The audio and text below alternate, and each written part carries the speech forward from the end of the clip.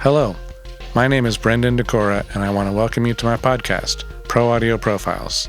Here, I'm going to interview recording engineers, mixers, producers, and others in the pro audio field. Together, we're going to learn how you can make amazing records that can give your listeners goosebumps. Welcome to the show.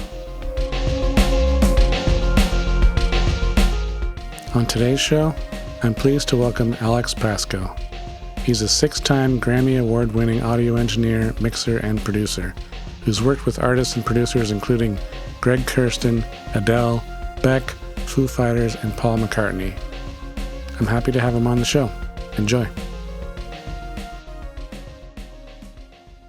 Thank you for being here. It's of course a pleasure to talk to you. So the main focus of this podcast is, how to help create magic in the studio as an engineer. And I actually wanted to ask you, are you engineering more lately or are you producing more lately? It's kind of a little bit of both. I'm moving more into production, but I'm not in a place where I get to have my own engineer when I produce. That's cool. So it's the combo. Yeah, no, it's great. I just have too many spinning plates during the session of trying to think about the song and making sure the mics all sound good. But of course, so definitely.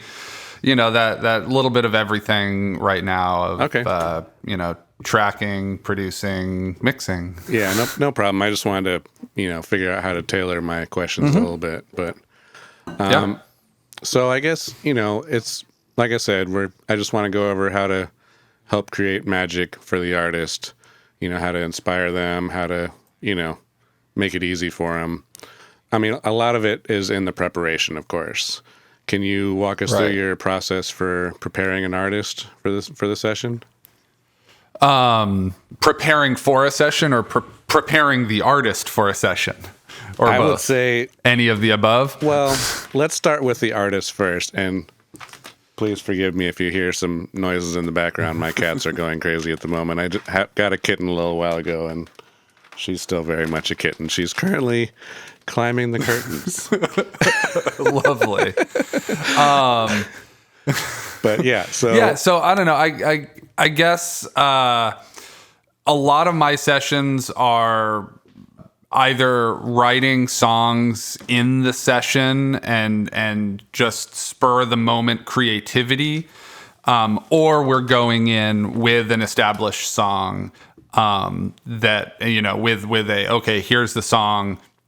This is, our end goal by the end of today is to have this song recorded. So if it's a songwriting session, it's figuring out, what's the vibe of what we're going for? What instruments do we need to have available? And of those instruments, what do we need to have just ready to pick up? All my sessions, I really try to, if we're going to have drums, bass, keyboards, an organ, percussion, vocals, and I don't know what else, a piano. I don't want to go into the session and just say, the drums and the vocal mic are set up, and anything else that we want to record, we can kind of set up as we go. Right. I want, if I'm going in for a songwriting session, or any session for that matter, right. I don't want to be setting anything up during the session unless it's, the artist says, hey, you know what we need to do? Why don't we try this crazy idea? In which case I quickly turn to my assistant and say, hey, what mics do you have available? Okay, grab this, and this, set it up while we work out what we're going to do. So hopefully by the time the artist steps into the live room to record, everything's ready to go. Right. It's always awkward to have, them waiting for anything, and that kills the momentum, kills the inspiration, everything else. So it's absolutely it's all about preparation. Yeah. So it's funny that as an engineer, my whole goal as an engineer is to make the engineering invisible, almost. Right? Because the artist isn't there to think about the microphones or the preamps or the cabling or anything like that. All of that is a means to an end, which is the song. Right. So trying to keep the engineering out of the way of the song and recording process. And I'm sure we've both been on sessions where the artist does, have an interest in engineering and tries to, get into that kind of thing. And honestly, Or interject with why don't we use this mic instead of that mic? And it not only makes our job more difficult, but it slows down their creative process and everything else. So yeah, well, and whenever that does happen, like I had a guitar player once bring in a I don't even remember what it was. It was like a Beyer M60 or the M69, the little short. Not the rib, the dynamic though, like the one that's got that real tight polar pattern. I think Dimebag sang into it or something like that. But anyways, he brought it in and was like, "This is the guitar mic. Can we set this up?" And we had like a U67, old Unidyne, and like a RCA ribbon. That's a pretty good setup, right? But rather than fight it, like, sure, yeah, plug it in, let's put it up. They're microphones. They all sound good. Even the bad ones sound good. Right. They're all flavors. So, and that's actually a good point too, because it's as an engineer, a lot of it is about being agreeable and making sure things go smoothly. And if they want to try something crazy, sure, let's try it. No problem. So yeah. That's the fun of the process. Half the time for me is like, I feel like half the time I'm trying to get the artist to like, let's try this crazy idea, right? Or like, let's set everyone up live and do it all together. No, let's just do it one at a time. Then we can focus in. And it's like, yeah, but like, I'm always trying stupid stuff too. So half the time it doesn't work. But that's honestly another point I wanted to touch on is, obviously, it depends on the artist, but whether you do everything live or do it with overdubs, like it's very much dependent on the project and the artist. But is there any preferences that you have or any sort of, any tidbits you could offer about those? Well, I feel like I am always one to love the big tracking session where it is everyone live on the floor, right? Letting it all go down at once, just because I like when I first started recording, or not recording, when I first started, I guess, my professional career, I was a front of house engineer for 7 years. Okay. And I had yeah, well, so I had gone into recording school and did all that, and I graduated in 2006, just as all of the major studios were closing. Right. So I interned at El Dorado out in Burbank just as it closed. Okay. And like when I first met the engineer, he was like, why are you trying to get into this field? Like, good luck. There's no jobs out there, man. And I'm like, oh, what a great to choose this one. And I ended up, my friend's band was just getting signed and they needed a front of house guy. And so I went on the road with them and, did the whole front of house thing, always wanting to be studio guy. Yeah. It just kind of wasn't in the cards at that point. Right. And then I finally worked my way into like getting off the road, which, don't get me wrong, going on the road was probably the most fun I've ever had in my life. Yeah. And it taught me a lot that helps me in the studio, because it is that like, in the middle of a live show, if a mic breaks, you can't, okay, we're going to go get a different mic and put it up. Like, that mic's down. It's not coming back. So how can we make this show happen? Right. That way. So anyway, so I think that kind of informs my love of the live take. But it's not always the right thing for every instance. And I do find, like, I just did a live, I was doing a session last month where all the songs we were piecing together. And then one of them, for some reason, the guitar player said, hey, my part's real easy. I'm going to play it live with the drums. And the bass player said, "Oh, you're going to do it? Okay, I'll do mine too." And then the keyboard player hopped in. So it was like, okay, well, we've been doing it piecemeal this whole time, but this song, we're going to go for it. And it was cool. The track was good, but we still ended up piecing it together. Overdubbing later. Just because, well, yeah, I mean, like we did it live. All we kept was the guitar and the drums. Because as the guitar player said, his part was easy. So he got it instantly. The bass, it was, it's one of those, like, there was just too many things going on at once, and you can't focus on all of them as much as you need to. Right. So that's the piecing it together. Not only does it allow the player to focus more, but it allows the engineer to focus and, like, get the, for me, it was that, I just didn't have the compression right on the bass, Okay. So it was like, I heard it and was like, well, this is good, but man, if we just went back and did it again, like, we could nail it in one take. Right. And we got the preamp set a little hotter and the compression a little faster, I think, and it just came together. Right. That's actually, I mean, I want to touch back on the live sound thing because it's so rare nowadays that people have experience in both. It's like honestly, I've gotten asked a number of times by artists if I could do their front of house, and that's not my world. So, totally different world. It's totally different. And I'm sure that, as an engineer, I feel like one of the last skills I really acquired was being really good at troubleshooting. And I'm sure live sound, that's probably one of the first things you have to learn, Absolutely. Yeah. Or like what my wife likes to call functional fixedness. Yes. Like in live sound, especially like when I started, I wasn't, and it's unfair for sound engineers versus lighting engineers, for instance, like, because I ended up, you start with these baby bands that are, their first tour. Lighting engineers, when they start, like, a band doesn't like get signed and say, you know what we need? We need a lighting engineer or a lighting person. They're not engineers, sorry. So lighting people, their starting thing is like bands that are selling out, 1,500 cap rooms. Right. A sound engineer starts out on, the middle slot on a 200 to 300 cap tour. So my first tour was with a band called The Little Ones. We were main support for a band called French Kicks.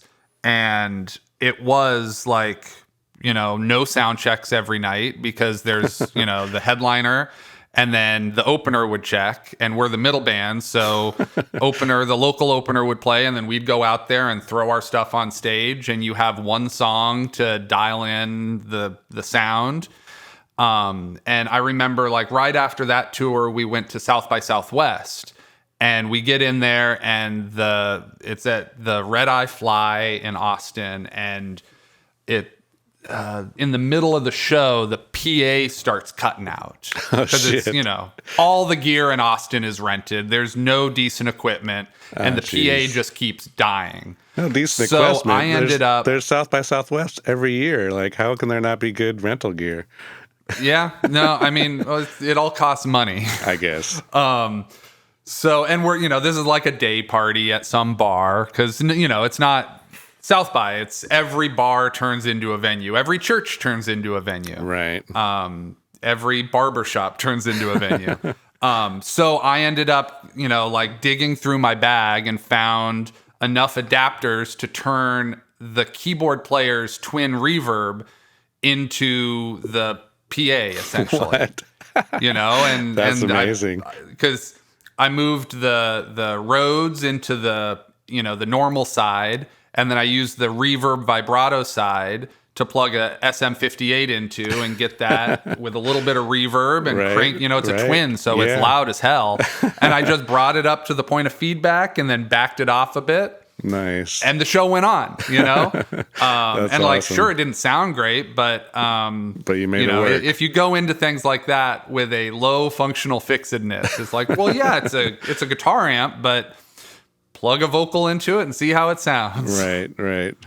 Nice. That's awesome. So I feel like I carry that into my studio work of, I don't, if something's happening and the vocal mic, or let's not the vocal mic, because that is a showstopper, but Yeah. one mic on the drum set starts crackling. Mm-hmm. Do you want to stop everything and spend 10 minutes figuring out how to fix it? Or do you just want to move on and keep the creativity flowing?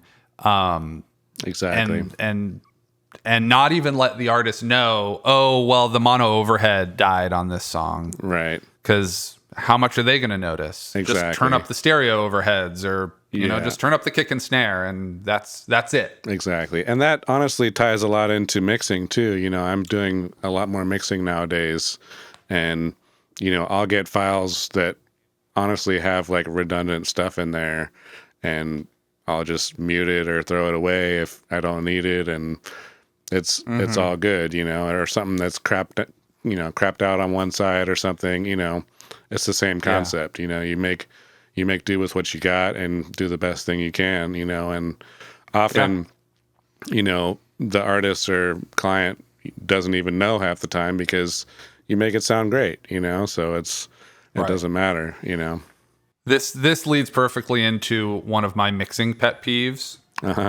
Is when I get tracks from a client and you have 6 guitar tracks. Yeah. And each guitar track has 5 mics. Exactly. And it's cool. I love putting up a ton of mics. Mm-hmm. Brendan, you and I have worked many sessions together, Yes. And you've seen me put up a ton of mics. Right.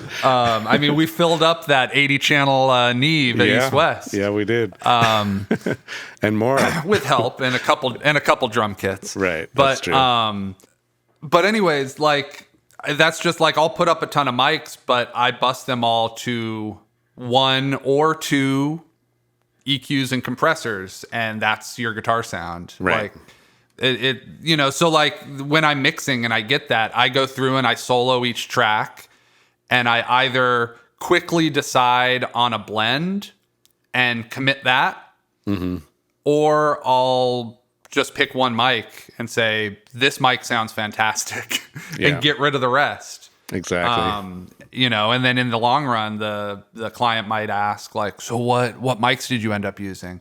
Oh, the 57. Right. 57 sounded perfect. Yep. What about the other ones? Oh, yeah, I didn't use them. Right. They didn't work. Or what was the blend on this? I have no idea. Yeah. I 2 weeks ago I combined those and turned it into a stereo track. Right. So what focusing more on the production side, I know you're doing a little bit of that more. Mm-hmm. How do you work with artists to focus on their unique vision for the project? First off, I don't know, when I first get a client that I'm producing, and I tend to do a lot more co-productions. Okay. Because I don't know, I feel like when you think of producer these days, so much of it is the track guy or an artist who comes to a producer and the producer makes the whole song, really, and the singer just sings it, which is definitely not my vibe. Right. I've worked with those guys. People that do that are fantastic at what they do for the most part. I tend to be more of the guy who's just constantly giving feedback of, why don't you try this? If we I know you're in love with one guitar, but maybe the chorus could be a second guitar and they could go wide. Right. Forming the demo into a more complete song, Exactly. a production. Mm-hmm. So I feel more like a partner than a boss sort of thing. Right. I'm the same way.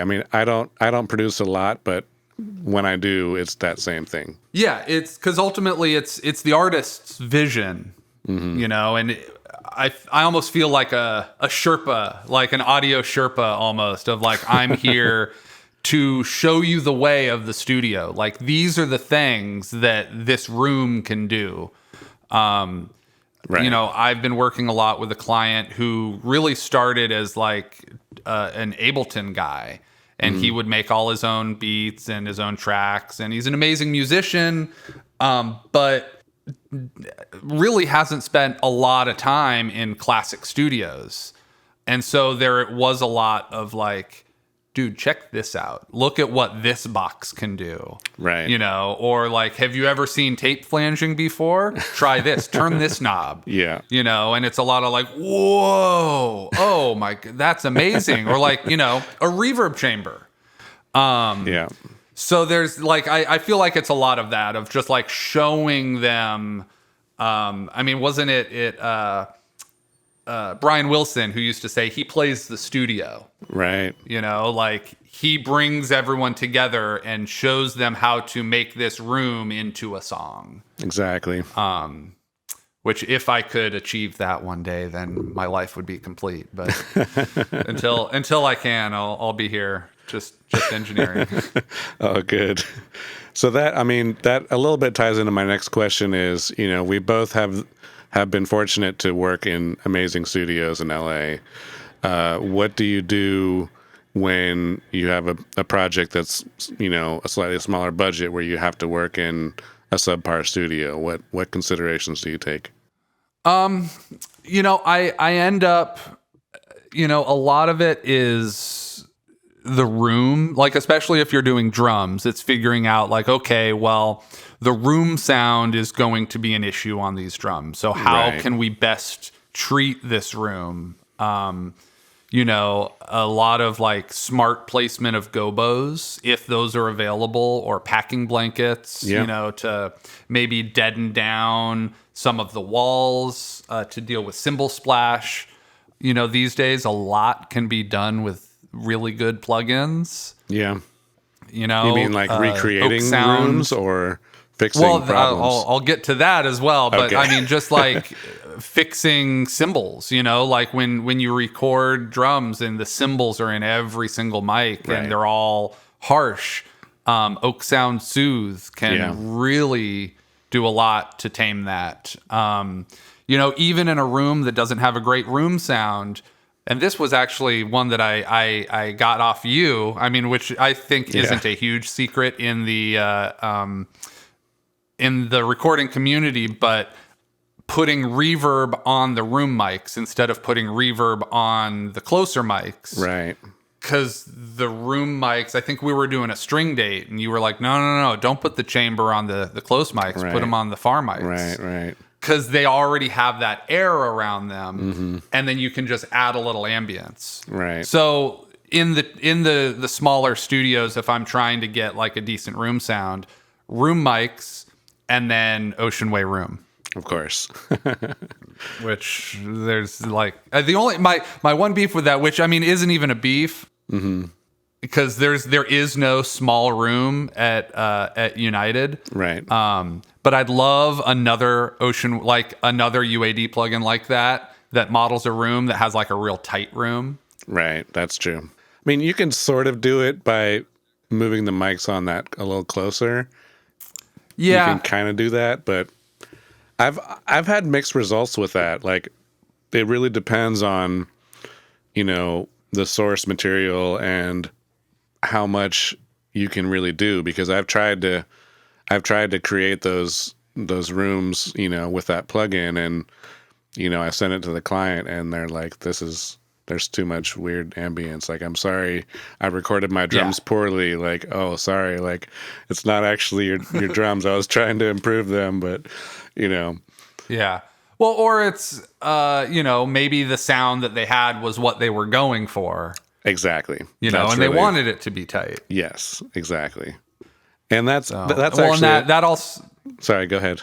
Oh, okay. I was just going to say that ties into, like, so often now the mixing process, like, it's hard to gauge a lot of times with clients if they want things to be the same, just mixed better, or different. Exactly. You know, and you might mix something the same, but just clean, like removing the harsh frequencies and adding a little more dynamics or removing a little dynamics, whatever it is. And you get a look of like, could you go a little further? Like, this is cool, but like, it sounds pretty much like what I got already. Or the flip side of you do this huge mix and they were like, well, we were pretty happy with what we had. Like, we just needed like another 10%. Yeah, exactly. And it's figuring out what it is they're looking for is always the key. Exactly. When I am mixing for people, that's one of my most important conversations I have is trying to get a gauge on how much they like their rough mix. Yeah. I feel like nowadays, and maybe it's just as people, I mean, you can't even say get more used to the DAW because the DAW's been a thing now for 20 years, right? Or like heavily used thing. People maybe are just getting better at their own mixes or more confident with their own mixes and going down that whole road of mixing themselves that by the time they hand it to a mixer, they're like, I'm happy with this. Like, this is cool. Like I said, just the last 10%. Exactly. But I don't know. I feel like when I am sending things to a mixer, I feel like I've pulled my hair out trying to do everything I can to get it to where it is.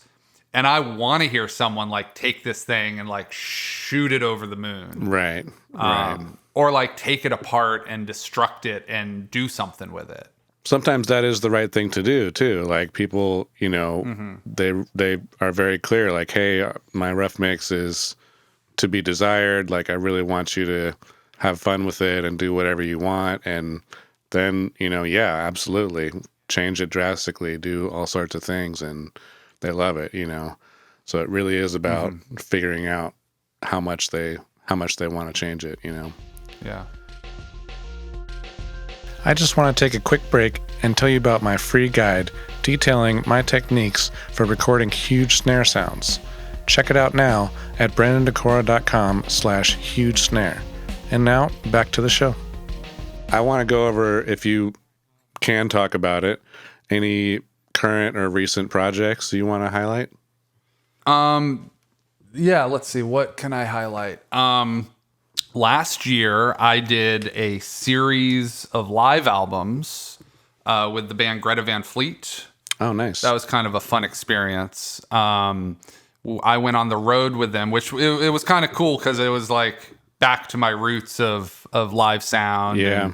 And, it was cool getting to go on the road, be on the stage, be around the fans, which although at the time, I mean, it was like weird being around the fans because it was like still in the middle of the pandemic. Oh, dang. Or I mean, it was like as things were opening up, like I had gotten my first shot right. when things started.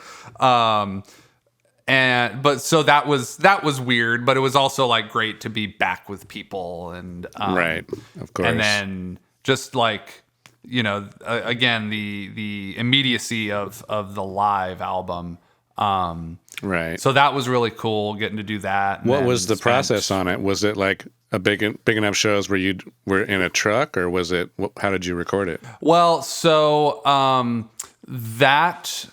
I was not in a truck for that. I had my own console, and it was actually pretty cool. So the front of house monitors is on a Digico, so they have an analog split at Monitor World. Okay. And then front of house and monitors each have their own stage box. The front of house was on the Avid S6L. Okay. And so I took so you have two options basically. The S6L, the stage box has a MADI output. So you could just take two MADI lines right into your, MADI, HD MADI. Or what we ended up doing, because there's a lot of things that don't translate well into a recording, one of which is undermount cymbals, like under-mic'd cymbals. Right.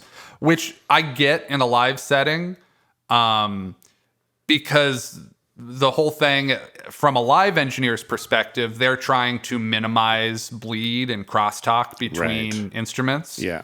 With 120 dB of PA blasting at you, and you're on the back side of it, so you just get this woof. Yeah. So their front of house guy puts a mic underneath each cymbal, which when I go and start mixing, it's just like the worst thing that you've ever heard on a record. So anyway, so we go through and like I looked at their input list and was like, all right, these are all cool. These inputs are all great, but for the drums, all they had was a single, what is the little PZM kick drum mic? Oh, right. Beta 98, Beta 91 or something like 91, that. I think, yeah. That was their kick drum mic. And I was going for a different kick drum sound. Right. So I brought, and it's of course a closed kick drum. So I had, at the time I was working a lot with the company Soyez. And they had given me a big package of microphones for this. So I had one of their bomblets on the outside of the kick, and then I put like a D12 on the beater side. Nice. And those both fed my own stage box. Okay. And then I had a mono overhead, which was like their Soyez 012, I think it is. 012? I think that's the one. No, the 013. Okay, so those were my stereo overheads. Okay. And then the mono tube mic 017 is their like flagship large diaphragm tube condenser. So I had that as a mono overhead. And then I did a couple, like on the guitars, he had all condensers. There's 4 guitar amps on stage for them. And he had all KSM 32s. Okay. And then I did he has 2 combo amps and 2 412s. The combo amps, I had those Shure KSM 120, no, not 121s, like 323s, 232s, the little ribbons. Yeah. Those are cool. They were like Headley and Bennett, I think, and then Shure bought them, I want to say. Right, yeah. Did I just name I don't know if it was Headley and Bennett. I just named an apron company. I don't know where that came from. Yeah, they bought another company. I don't remember the company either. Yeah. So they bought, so really cool ribbon mics. And then I had on the 412s, I had just the standard 57 Royer 121 combo. Cool. And so all of that stuff I had hitting a second. So the front of house had a 64 channel stage box. I had a 32 channel stage box. So then I could, and then the way we connected them all was with the Avid S6L system. You can just make like a ring. It's all AVB, so it's all Ethernet. Okay. So you go out of the front of house console into the first stage box, out of the first stage box into the second stage box, out of the second stage box into my console, and then out of my console back to front of house. Oh, wow. The idea being, if any of those cables gets cut or disconnected or unplugged, it's a redundancy. The system thing. just autocorrects, so That's you always crazy. have at least one path to the stage box, unless both channels get cut, in which case you got major problems. Yeah. And it's cool because it does gain sharing as well. So the way we were set up, front of house had control of all the inputs on stage box A, which was his 64 channel stage box. And then I had head amp control of stage box B. But then if he were to, in the middle of the show, gain up or gain down one of the inputs, my console would apply digital trim to keep my gain exactly the same. Wow. That's crazy. So that was pretty cool. Nice. And then from there, I would always end up just setting up in like an extra green room or At Right. the Greek, I was down in the basement in like their storage room. It looked like a dungeon down there. When I was in Chicago, it was an outdoor stage. There was nowhere for me to go. Right. So and then it also started to rain. So geez. I ended up in a box or in the back of a big rig. Okay. Just a 53-foot trailer. Right. Which was fairly uncomfortable. And that show I was on in-ears. The other ones I had, a proper monitor set up. And did you end up mixing all that too, or just recording? Yeah, mixed it too. Nice. So Awesome. and that was and it was cool. We ended up just for the guys to feel confident with like knowing like, hey, what we're doing tonight is going out on record. Right.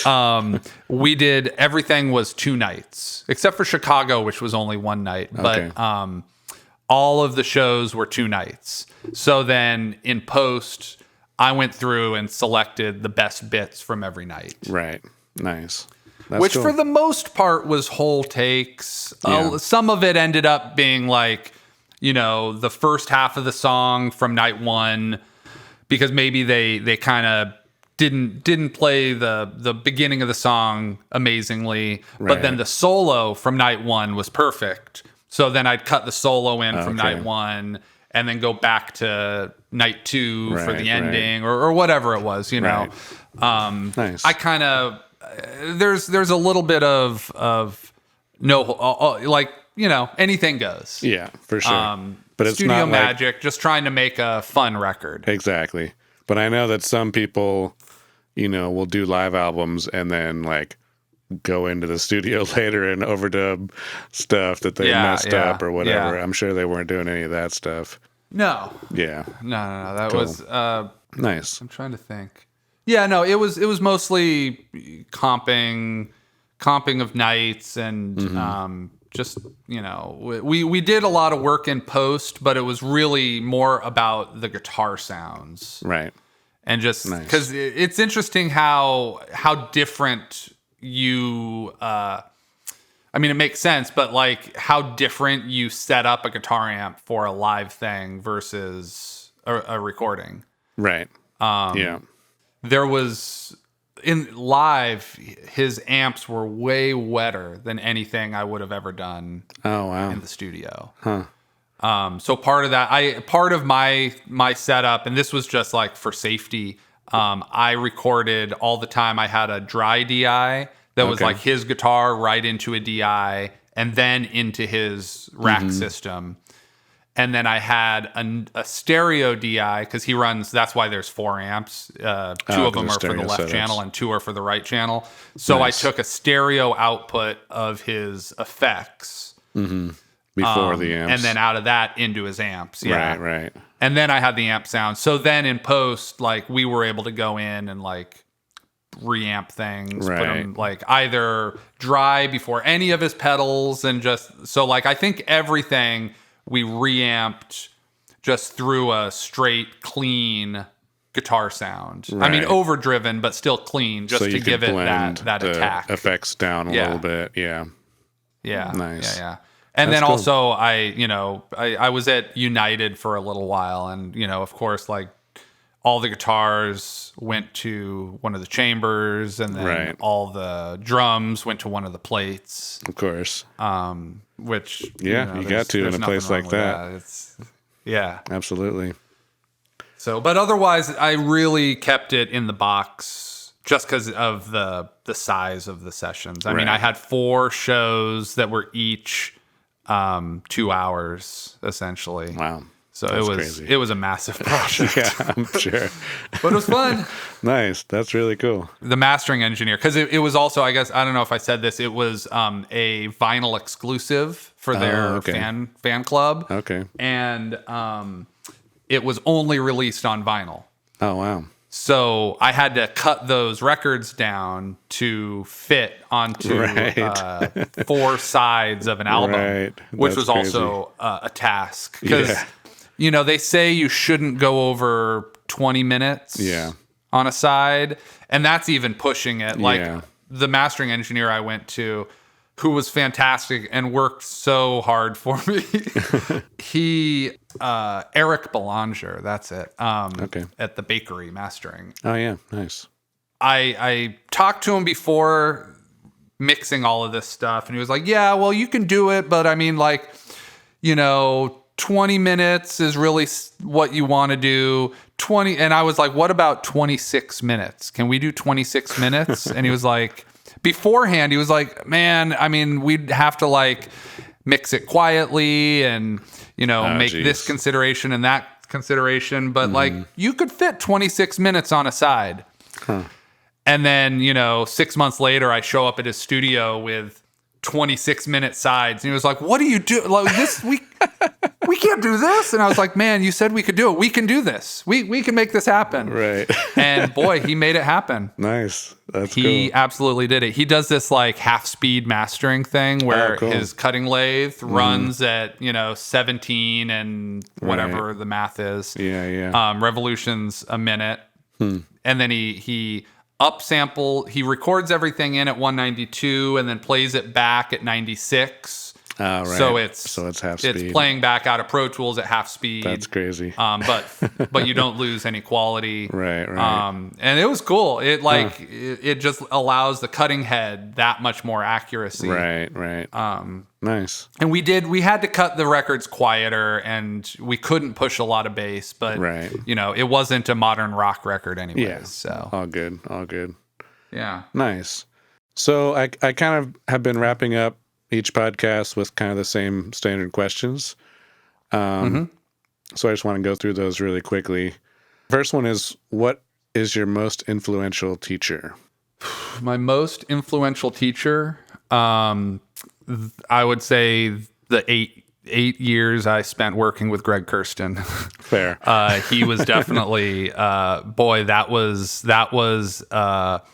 the most I could learn as quickly as possible. Yeah. My first day working with him was with Gwen Stefani. And then my second day working for him was with Beyonce. Oh, jeez. And then the third day we started a record with Kelly Clarkson. Okay, then. And it didn't slow down from there. Jeez. Yeah. So, it was like, Sia Records, and Sia is fantastic, but the fastest person I've ever worked with. Dang. Where like, if you're not hitting record before the door closes behind her, you're too slow. Right. Jeez. So yeah, my time there, I had a ton of amazing teachers in my time through recording school and all that, but just like learning how to make records was my time with Greg. Right. Absolutely. Nice. So the next one is, what is your favorite reference track? If you're going to a new studio and you want to check the room out, or even if you're trying to pull up a mix reference, is there one particular track you always go for? Let's see, I have to look it up because I always forget the names of songs. I've, especially for like setting the low end, like getting subwoofers set up correctly in the studio. I listened to this M83 record called Junk. Okay. Which I think was actually partially recorded at East West. Okay. And I always go to BB the Dog, which is track 4, or Moon Crystal, which is track 5. Okay. Just solid, great mixes. Nice. And then I also, for something a little